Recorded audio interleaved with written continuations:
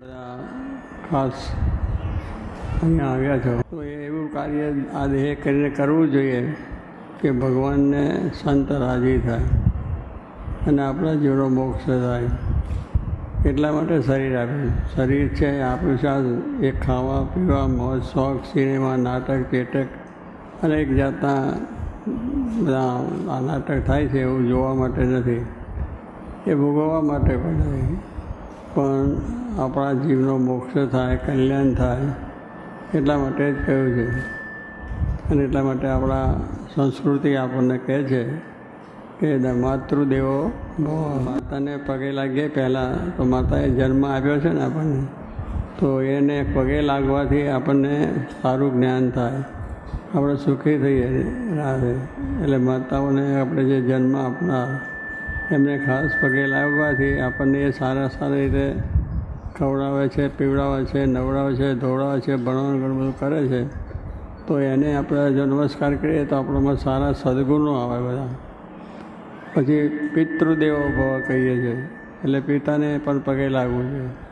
તો કારણ કે એ આપણને બધા ભણાવ્યા છે, ઘણા પૈસા ટકા લુગડા લત્તા કરીને આપણે મોટા કર્યા, તો એમને પણ પગે લાગવાનું છે. તો એનાથી કરીને આપણને એવા સારા ગુણ આવે અને આવો સત્સંગ આપણને કરાવે ને જેથી આપણો મોક્ષ થાય. આચાર્ય દેવો ભવ. આચાર્ય દેવો એટલે આચાર્ય. હવે તો ભણીને બેઠા છે ને છોકરો સાધુ થવા આપી દીધો, એટલું ગુણ થાય છે. તો કહેવાનું શું છે કે આચાર્ય જે આપણને વિદ્યા આપે છે, કોઈ એન્જિનિયરની લાઈન છે, ડૉક્ટરની લાઈન છે, પછી જુદી જુદી લાઈનો બધી છે, શિક્ષક થાય બીજું થાય, એ આચાર્ય એ આપણને સારું શિક્ષણ આપે છે અને આપણે વાત કરે છે. તો એનો ગુણ છે આપણા ઉપર કે ભાઈ આપણે મોટા થયા બહુ ભણી કરીને તો આચાર્યને પગે લાગવું. અને પછી શું કહ્યું, પછી અતિથિ દેવો પર.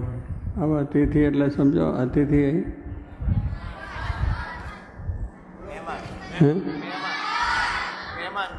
મહેમાન. હા, મહેમાન એટલે મેં કહ્યું આપણે ઘરે જે કંઈ મહેમાન આવે છે એ અતિથિ કહેવાય.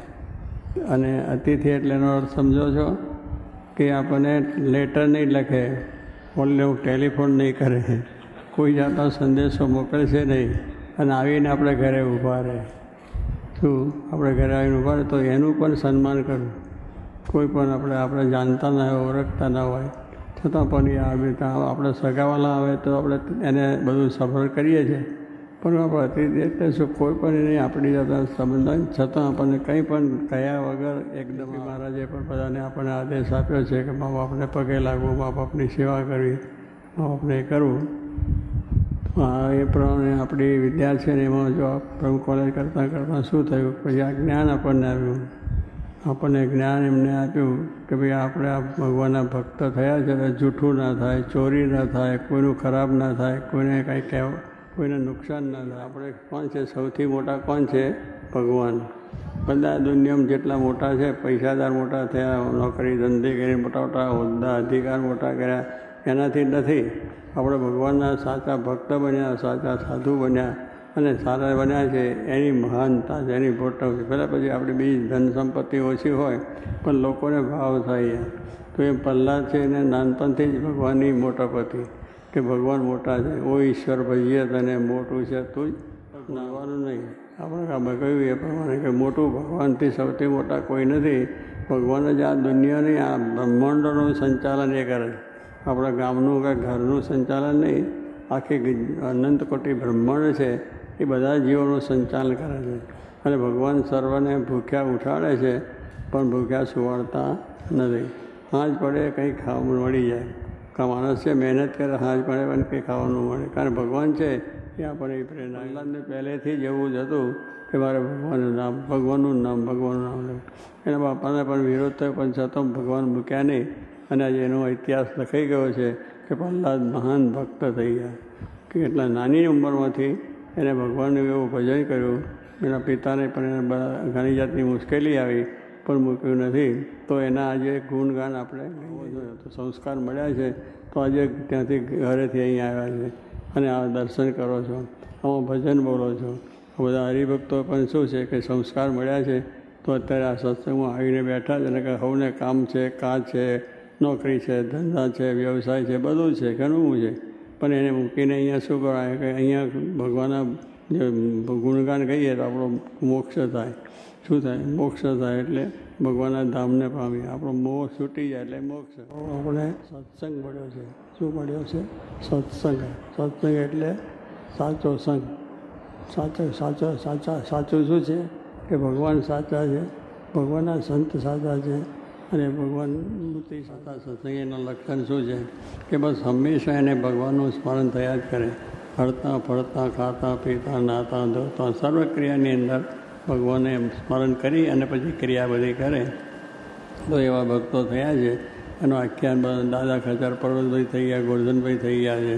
શાસ્ત્રીમાના વખતમાં પણ બધા ભક્તો થયા, જોગીમાના વખતના ભક્તો છે, અત્યારે પણ બધા થયા છે. તો શું કે આપણું છે કે આપણે ભગવાનની ભક્તિ કરતાં કરતાં આપણું વ્યવહારિક સંસારિક કાર્ય કરવાનું છે. તો સંત બડા પરમારથી જાકા મોટા મન, તુલસી સબકો દે છે રામ સરિકાધન. કે આપણે કહીએ છીએ કે ભાઈ સંત પાસે શું છે? કાંઈ નહીં. જોગી મહારાજ શાસ્ત્રીમાં શું આપણને આપ્યું? પૈસા આપ્યા, ધન આપ્યું, બીજું બધું આપ્યું છે. શું? આ જે ભગવાનનું જ્ઞાન આપ્યું, ભક્તિ આપી, સત્સંગ આપ્યો, એ સાચી સંપત્તિ. પણ પેલી સંપત્તિ ખોટી રીતે ભેગી કરી આજ્ઞા પુત્રોએ પાળવી જોઈએ, એ રામાયણ કહે છે આપણને. આપણી સંસ્કૃતિ આપણને જે શીખવે છે કે આ મા બાપની સેવા, ભાઈ ભાઈનો પ્રેમ જુઓ તમે. રામ ભગવાનનો ભરતનો કેટલો સુંદર પ્રસંગ. પેલાને ગાદી આપે છે તો ગાદી પણ બેસતા નથી. તો ભરતે આપેલો છે, એને મળ્યું છે, કાયદેસર મળ્યું છે, છતાં એને કહ્યું કે આ ગાદી મારી નથી, મારા ભાઈ રામની છે. એમને જ યોગ્ય છે, એ જ લાયક છે ને એને જ આ ગાદી કહી શકાય મારી. ભલે મારી માતાએ મને કહ્યું. એ ભરત એની માતાનો પક્ષ તે વખતે ના રાખ્યો કે ભાઈ આ ગાદીની આ તો અન્યાય થાય છે કે ભાઈ નહીં. રામ ભગવાન એને કહ્યું, ભગવાન એમને કે મારે ગાદી ના જોઈએ. ભગવાન રામને જઈને મળે છે ને આ ગાદી આવો, પણ રામ પણ અપટરતા બાપાની આજ્ઞા પાડવી જોઈએ. મારે આજ્ઞા પાડવી છે ને તારે પણ પાડવાની એમ કહી દીધું. તું પણ તને ગાદી આપે છે, તું ગાદી સંભાળને, મને વનવાસ છે, તું વનવાસ. નકર ત્યાંય કહે છે કે બહુ સારું. રામ કહે છે ચાલો તો પાછા. પણ એ લાલચ નહીં. આ તો રામના આદેશો છે, રામાયણના પ્રસંગો છે. આપણે જો જીવમાં ઉતારીએ તો આ બધું આપણે જોઈને પાછું ખંખેરીને ઊભા ના થશો. આમાંથી કંઈક લઈને જજો. છોકરાઓ લઈ જજો ને બૈરાને પુરુષો બધા આ બેઠા છે બધા. તો આપણે શાંતિ લાવી હોય, ઘરમાં શાંતિ લાવી હોય, કુટુંબમાં શાંતિ લાવી હોય, રાષ્ટ્રમાં શાંતિ લાવી હોય તો આ ભાવનાઓ જો છે. આપણી સંસ્કૃતિની જે ભાવનાઓ છે કે કુટુંબ પ્રત્યેનો પ્રેમ, ઘરમાં કુટુંબનો પ્રેમ, સમાજની અંદરનો પ્રેમ, રાષ્ટ્રની અંદરનો પ્રેમ, ધર્મની ભાવનાઓ, આ બધા જ્યારે હશે ત્યારે જ આપણને થશે. તો એ પ્રમાણે ભરતને કહ્યું અને ના કંઈ નહીં. તેમની ચાંખડીઓ લીધી અને પોતે રામની ગાદી ઉપર ચાંખડીઓ મૂકી અને એ 12 વર્ષ સુધી એ ચાંખડીની પૂજા કરીને આજ્ઞા લઈ અને રાજ પોતે કર્યું. પોતે ગાદી પર ના જ બેઠા, નીચે બેસીને પોતે પગે લાગીને કર્યું. મારા 14 વર્ષ વનવાસ ગયા. પછી પાછા જ્યારે રામ આવ્યા ત્યારે એનું સામયું કર્યું. ભરત એનો સત્કાર કરવા જાય. વાસ્તે ગાસ્તે ધામધૂમથી એમને શહેરમાં પધરાયા. આખી અયોધ્યાની પ્રજા ખુશી થઈ, આનંદ થઈ અને આવીને રાજગાદી ઉપર બેસાડ્યા અને એમની આરતી કરીને પગે લાગીને થયા. રામ ભગવાન પણ રાજી થયા, ભરત રાજી થયા. 2 જણા મળ્યા. આજે અહીંયા જે છે ભરતને રામનો મિલાપ, આ બધો પ્રસંગ બહુ સુંદર છે. રામને ભગવાનનો મિલાપ થાય છે ભરતનો, એ આ રીતે છે કે બેયના ભાઈઓ મન એક જ હતું. બીજું કંઈ મનમાં વેરઝેર નહોતું કે બે એક પિતાની પડાવી લેવું એવું નહોતું. તો આપણે આ શીખવાનું છે કે ભાઈઓનું પણ એકબીજાને મળતું જ આપી દો. ભરતનું કેવી સમજણ, એનું કેવું. એટલે કહ્યું મહારાજે કે રામના વનવાસ કરતાં ભરતનો ત્યાગ. રામ ભગવાન વનવાસ ગયા અને જે એમની મહત્તા અને એની એ વસ્તુ આપણે જાણીએ એના કરતાં પણ લોકોને કહ્યું કે ભરતનો ત્યાગ. મળેલી વસ્તુ મૂકી દેવાની.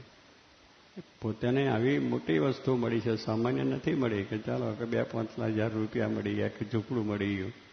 આટલું મોટું રાજ, આટલી સંપત્તિ એનો મૂકી દીધું. અને પાછું રામને એ વાસ્તે ગાસ્તે પધરાઈને મળ્યા, અને બે ભાઈ ત્યારે મળ્યા, પ્રજામાં શાંતિ રહી. એટલે કેટલો બધો ત્યાગ કહેવાય. આપણે ત્યાગ કરી શકતા નથી. સામાન્ય વસ્તુ મૂકવી હોય તો મૂકી શકાય નહીં.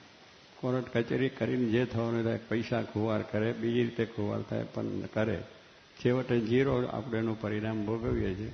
પણ આ મોટું દિલત રાખ્યું તો કેટલું બધું સુંદર. તો આવા જે પ્રસંગો છે એટલે કહેવાનું બે ભાઈઓને. ત્રીજી વાત કરીએ કે લક્ષ્મણજીને વનવાસ જવાની આજ્ઞા નહોતી. ભગવાન દશરથ ભગવાને બેને જ એકને જ કહ્યું છે, રામ ભગવાન જાય ને પેલાને કરે. લક્ષ્મણને નહોતું અને સીતાજીને પણ આજ્ઞા નહોતી. પણ લક્ષ્મણે કહ્યું કે મારો ભાઈ જંગલમાં રખડે અને હું અહીંયા આગળ સુખ ભોગું. ભાઈની સાથે ગયા. કેટલો બધો પ્રેમ થતો ભાઈઓનો, કે એને દુઃખે દુઃખ અને એને સુખે સુખ ગયો. સીતાજીની આજ્ઞા નથી, પણ સીતાજી પણ ગયા કે મારે મારો પતિ છે વનમાં ફરે, દુઃખી રહે, હેરાન થાય, ને હું અહીં બંગલામાં મહેલમાં બેસીને સુખ ભોગું. પતિવ્રતા સ્ત્રીનું લક્ષણ કે મારો પતિ જ્યાં એને શ્રીજી મહારાજે પણ લખ્યું કે પોતાનો પતિ છે એ કદાચ અંધ હોય, પોતાની અપંગ હોય, તો એની પતિ પરમેશ્વર સમજીને પતિની સેવા કરવી. આ એક વાત પણ આપણા શિક્ષાત્રીઓ લખ્યું છે. એટલે એ રીતે છે. તો સીતાજીને પણ ત્યાં ગયા.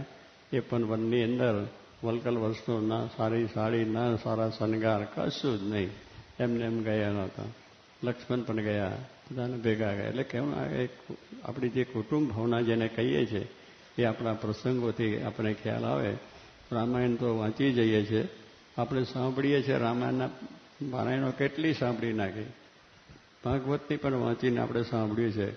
અને અમે આવા ભાષણો કરીએ છીએ અને તમે બધા સાંભળો છો, પણ પછી થોડીક વાર પછી ભૂલી જવાય. આ કળિયુગનો વાયરો એવો છે કે આ વાયરો અહીંયા શાંતિ બધું થાય, પણ બહાર જાય એટલે ભૂલી ગયા, કંઈ નહીં. ત્યાં જઈને ઘરમાં ઝઘડો કરે, તરત જ કરે કે તું આમ કેમ મને આમ તાર્યું.